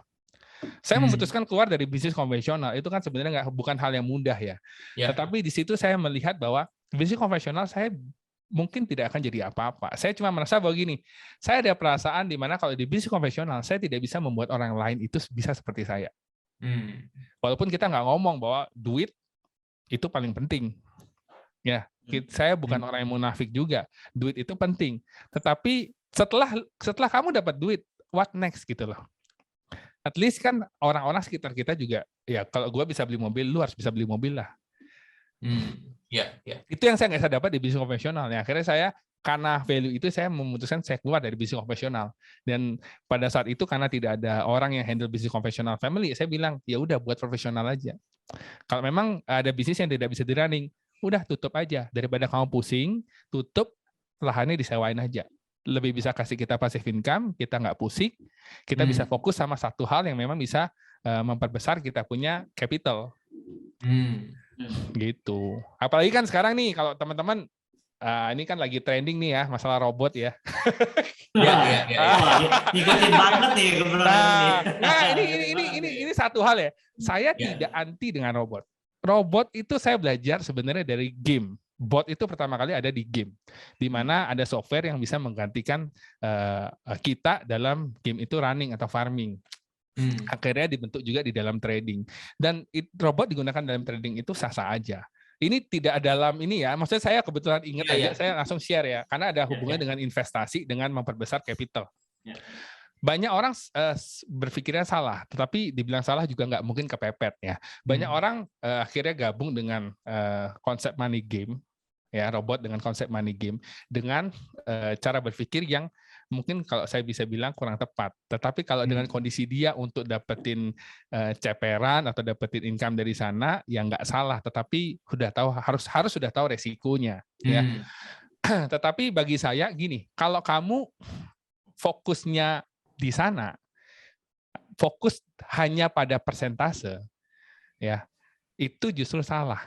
Kamu punya persentase 1 bulan bisa ngasih 30%, katakanlah. Tetapi yang kamu bisa top up hanya 100 juta. Itu which is sudah gede banget. Which is kamu merasa, wih risky banget nih, hilang 100 juta, gue juga pusing. Misalkan begitu. Oke, kan gede Ren 30%. Bisa dapat 30 juta loh setiap bulan. Oke, kalau kamu berpikir dari persentase, kamu salah. Pertanyaannya, kalau kamu cuma bisa sekarang berpikir dari persentase, sehingga duit yang kamu punya 100 juta kamu top up, gimana kalau sekarang saya fokus sama bisnis saya memperbesar kapital saya hanya masuk investasi 10%, tapi yang saya masukkan 10M, yang mana lebih gede? Nangkep nggak? Kalau kamu punya capital, jadi lebih bagus karena kamu fokus memperbesar capital, sehingga kamu bisa investasi dengan uang lebih besar, walaupun persentase lebih rendah, itu jauh lebih gede daripada kamu punya capital kecil dengan persentase lebih gede, dengan risiko lebih gede. Ngerti nggak ya? Ya, itu jadi dari sana ya teman. Ya saya cuma berpikir ya. Ya begitu. Makanya saya bisa bilang daripada kita pusing mikirin family business yang mungkin secara effort yang kita keluarkan dengan apa yang kita dapatkan tidak setara, lebih bagus kita kurangi risk itu, kita fokus sama satu hal yang untuk kita memperbesar capital sehingga kita bisa invest di tempat lain yang lebih, walaupun dengan bunga interest yang lebih kecil, tapi dengan capital kita gede kan cukup oke gitu. Iya. Artinya memang betul, udah benar kalau kita ada di bisnis ini, kita berpotensi untuk bisa punya capital yang lebih besar ya, Koredia. Yes, betul. Gitu.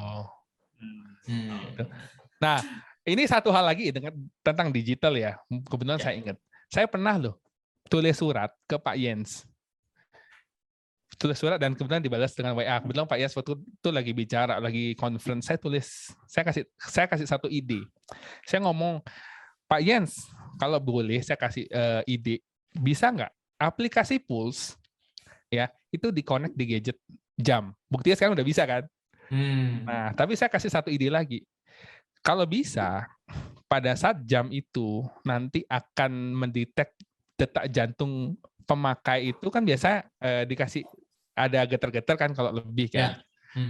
Boleh nggak aplikasi We Do Pulse itu bisa ngasih notifikasi ke jam itu untuk menawarkan mau dipanggilin ambulans atau enggak? Pada saat mau dipanggilkan ambulans, dia mengatakan iya, maka notifikasi harus dikirim ke pihak agent juga dan leaders, termasuk Prudential. Sehingga agent tahu kalau nasabah ini ada apa-apa. Nah, saya kasih masukan kayak gitu. Saya nggak tahu mungkin ke depannya bisa atau enggak. Semoga diterima. Tapi itu will be a big changer lah di dalam industri asuransi. Lama-lama ini Bro Randy ini bakal dipanggil ke Prudential langsung kata gue ini. Terus ini yang kasih ikut konsul nanti lama-lama ini pasti nih. tetap enak jadi agent asuransi. Tapi dia hebat loh, gue sampai pasti. Masih tercengang-cengang dengan kreativitasnya ya, makanya gue bilang setuju banget. Sampai berdua udah deh, nggak ada pertanyaan lah, gue udah bagus videonya itu. Yang pasti ya, teman-teman kalau misalnya pengen kenal lebih jauh ke Randy ya, Randy juga lagi nge-build satu YouTube channel ya, Randy ya. Jadi kok tahu? Bisa ikutin di situ. Kita sama-sama main di YouTube juga nih, bro. Sama-sama YouTuber nih. Tapi saya belajar satu hal dari YouTube ya. Ini sebenarnya YouTube channel itu saya sudah develop dari tahun lalu, dari November. Ya, waktu itu sebenarnya saya terjun ke YouTube tuh sebenarnya cuma pengen tahu dan pengen buktikan, oh ternyata gue bisa loh masuk ke industri YouTube gitu ya. Tetapi di satu sisi saya berpikir lagi bahwa ternyata keberhasilan sebuah YouTuber bukan kontennya bagus atau tidak. Nah, makanya ini saya kasih juga ya, keberhasilan sosial media itu bukan dilihat dari lu buat konten bagus atau enggak. Oke lah, bagus itu salah satu efeknya, tetapi paling penting adalah konsisten. Oke. That's good. Nah, waktu saya terjun ke YouTube, saya juga berpikir, kalau gue disuruh konsisten kayak begini, dan gue yang sendiri mikir idenya, gue yang take, gue juga yang upload segala macam, gila, bisnis gue habis. Potensialnya hilang nih. Jadi saat ini untuk konten YouTube, gue hold dulu. Jadi saya nggak lanjutin dulu. Kenapa? Karena saya merasa bahwa tetap main bisnis saya ada Prudential. YouTube hanya sebuah media saya menyalurkan edukasi saya tentang asuransi. Jadi saya hold dulu, saya akan nunggu pelan-pelan saya build dulu manajemen, begitu manajemen ada, itu saya putuskan lanjutkan, baru lanjutkan. Kalau enggak, ya udah. Mungkin saya buat ya sesuka saya aja. Karena tetap bisnis yang utama. Yes, betul banget. Gitu. Ya, saya belajar banyak sih dari situ. Tapi keren banget. Memang hatinya besar, pengen terus mengedukasi ya, lewat apapun sebetulnya ya, bukan cuma lewat YouTube, lewat Instagram. Ya kalau kita yang hari ini ketemu offline pun ya kita melakukan edukasi yang sama, cuma dengan cara yang berbeda. Jadi keren banget kreativitasnya bisa nge-trigger teman-teman semua yang ada di sini nih. Gimana Bro Arya? Ada mungkin pertanyaan terakhir? Yes, ini kalau tadi kita udah terpesona banget ya melihat kreativitasnya Randy ya. Ini sebagai pertanyaan terakhir nih Bro Randy ya. Buat teman-teman di Legacy ini kan sesuai temanya kita di Legacy itu di kuartal 4 itu finish and perfect. Nah, ini tema di kuartal 4 kita ini ya. Nah, pengen tanya nih endurance tentang perihal endurance-nya Randy nih. Saat Bro Randy lagi down nih supaya tetap mengakhiri pertandingan dengan finish and perfect. Nah, apa sih boleh tolong ceritain nggak? Ada tipsnya nggak nih supaya kita tetap mengakhiri pertandingan dengan baik nih sesuai tema kita finish and perfect. Nah, ini ada kaitannya sama yang tadi ya. Sebenarnya di Q4 ini bagi saya ya ada dua hal. Satu adalah saya percaya bahwa di Q4 selalu banyak keajaiban terjadi. Itu hal yang pertama. Yang sudah terbukti adalah case fenomenal saya pun itu submit dan issue-nya pun di Q4. Waktu itu saya ingat Oktober. September 31 atau Oktober ya, antara itulah. Nah, lalu ada lagi di satu sisi bahwa Q4 juga ada begitu banyak orang yang akan mencari pembenaran. Ya, selalu ada ya. Pembenaran maksudnya gimana? Di sini saya yakin yang punya achieve atau goal yang kurang masih 500 juta pun ada. Dan misalkan Waduh, masih kurang nih 15 juta. Terus saya mulai mencari pembenaran. Ada nggak ya juga cari temen gitu loh. Ada nggak ya yang kurangnya sama dan nggak ngelanjutin.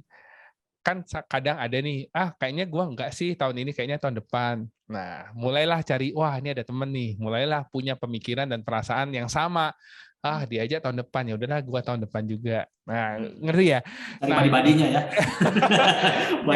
Nyari badi ya. Jadi salah nggak? Ya nggak salah. Tetapi yang salah adalah kamu hanya ingin melihat apa yang kamu lihat, yaitu mencari teman. Padahal coba deh dilihat jangan cuma agensi. Kalau agensi kan lingkupnya kecil ya. Coba deh lihat di seluruh Prudential Indonesia. Ada nggak yang targetnya yang kurangnya sama kayak kamu, 500 juta atau bahkan lebih? Oh ada. Tetapi mereka masih terus nggak berjuang untuk ngejar itu? Oh ya masih berjuang. Oh ya pasti akan ada. Bahkan lebih banyak daripada di dalam agensi. Nah disitulah yang harusnya kita mulai berpikir bahwa dia aja masih berjuang. Ya. Kenapa aku tidak? Bukan artinya kita cari teman bahwa ya itu pilihan sebenarnya, tetapi bagi saya rugi ya.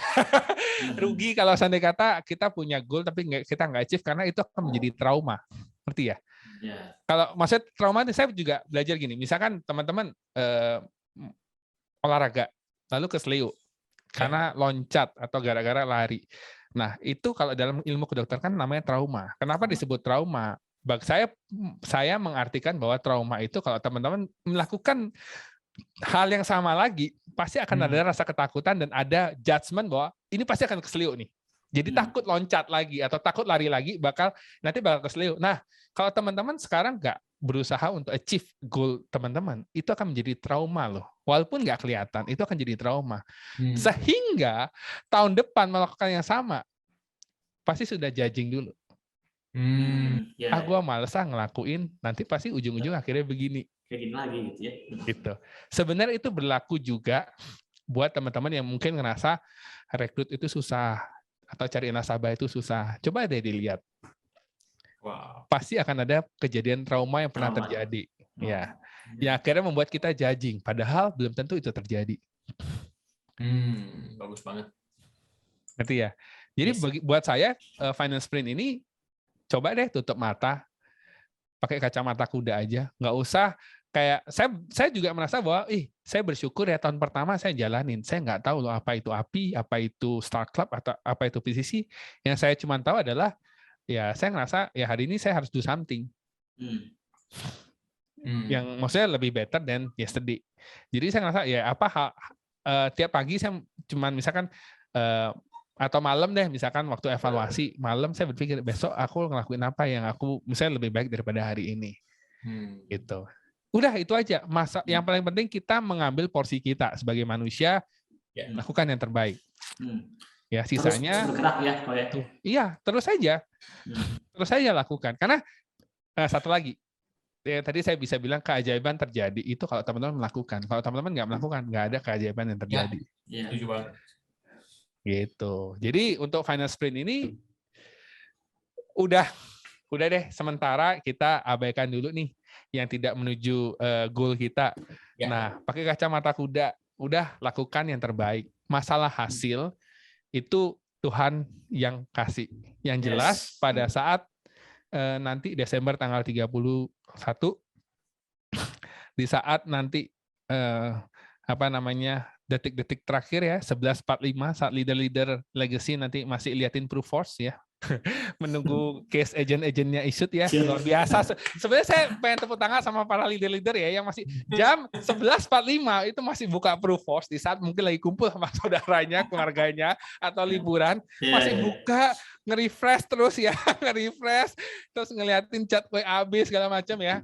Menunggu case itu, wah, di sanalah saya merasa bahwa jangan sampai pada saat jam 00, which is kita sudah nggak bisa lagi lakukan apapun kepada proofers atau follow up.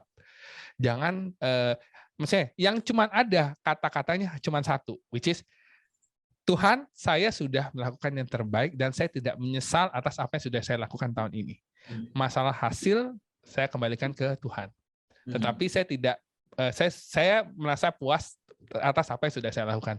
Jangan sampai setelah lewat jam 00 ya, masih ada, aduh tahu gitu, aduh tahu gitu, jangan begitu lagi udah.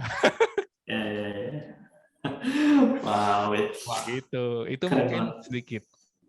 Pokoknya setiap hari kita just do one more ya, just do one more. Lakuin sekali lagi ya setiap harinya ya. Yes. Ya, yang paling penting teman-teman bersyukurlah teman-teman itu masih diberikan kesehatan sekarang. Itu kan jadi ada satu alasan lagi kenapa teman-teman harus menyelesaikan finish strong. Itu satu alasan kenapa teman-teman masih saya merasa gini loh, orang yang bisa melewati masa COVID itu adalah orang pilihan Tuhan sebenarnya. Ya kan, kalau saya kata di sosial media kan sempat itu di TikTok atau di Instagram ada yang ngejokes kayak gitu. Gimana sih rasanya jadi orang pilihan Tuhan gitu. Itu sebenarnya ya sarkasm tapi yang baik gitu ya. Maksudnya kita-kita yang bisa survive dari COVID dibandingkan dengan mereka yang tidak bisa survive dari COVID gitu. Jadi oleh karena itu juga mungkin ini pesan terakhir ya. Saya boleh kasih pesan terakhir ya. Saya akan share sebuah video ya. Jadi saya pengen teman-teman cherish every moment ya, karena teman-teman sudah diberikan kesehatan sama Tuhan. Lakukan yang terbaik. Sama ini mungkin satu video buat teman-teman nutup acara ini sesi saya ya. Every day I ask myself, what will I do differently today to be and do better than yesterday? Yes, listening is the least I can do to understand the needs of others. Because every person's story is different. One day they struggle, the next day they find joy. At the end of the day, I believe we are our own heroes. Whenever I'm feeling uncertain, meeting many people doing their job passionately with sincere smile is very inspiring to rise up and be grateful. Health is the one source of power that will keep us doing what we love. Health is sometimes what we take for granted. Health is what brings us closer. Health is love. Love is the reason to choose the right things to do, not only for our own good, but for the people we treasure the most. That is why I'm with Prudential. Bukan iklan Prudential. Itu iklan Prudential tuh kayaknya. Oke, itu masih ada ini pertanyaan. Oke, boleh ya teman-teman kita unmute, kita say thank you sama Korendi. Oke, thank you banget Korendi ya. Keren banget, keren banget. Thank you Korendi. Banget Korendi. Thank you Korendi. Semoga bermanfaat. Mohon maaf kalau ada ini kata-kata yang menyinggung atau menampar, ya sengaja sebenarnya. Kita nunggu bagian ditampar nih. Kita tunggu nih. Aduh. Ya. Sekali lagi thank you banget Bro Randy buat sharingnya, buat berkati yang mungkin kita ya itu ngerasa gue bilang wow, sesuatu yang baru banget ya, kreativitasnya, ya ide-idenya, penguatannya, oke. Dan kali ini kita mau serahin langsung ke Bro Ivan. Yes. Wow, thank you sekali lagi guys. Boleh kasih aplausnya buat Bro Randy, ini luar biasa. Ya, satu kalimat yang terus masuk ke kepala itu, if you don't have it, create it. Wih, keren banget ya. Jadi bener-bener nih ya, walaupun kuliahnya DKV tapi jiwanya, ya, pola pikirnya, actionnya itu menunjukkan bahwa bener-bener beliau ini entrepreneurial sejati ya. Istrinya apa? Yang pasti kreatif gitu ya. Industrinya kreatif, ternyata dia terapkan juga di bisnis yang kreatif. So teman-teman, kita jadi agent, jadi leader di asuransi, ya intinya kita mesti kreatif ya teman-teman. Kita mesti kreatif, berpikir, dan Bro Randy ini hebat banget, dia bisa melihat see the future gitu ya. Dia bisa melihat future dan dia bisa understanding now. Dia bisa mengerti bahwa sekarang ini kita perlu melakukan apa. So teman-teman bersyukur banget ya hari ini kita bisa mendengar langsung dari Bro Randy.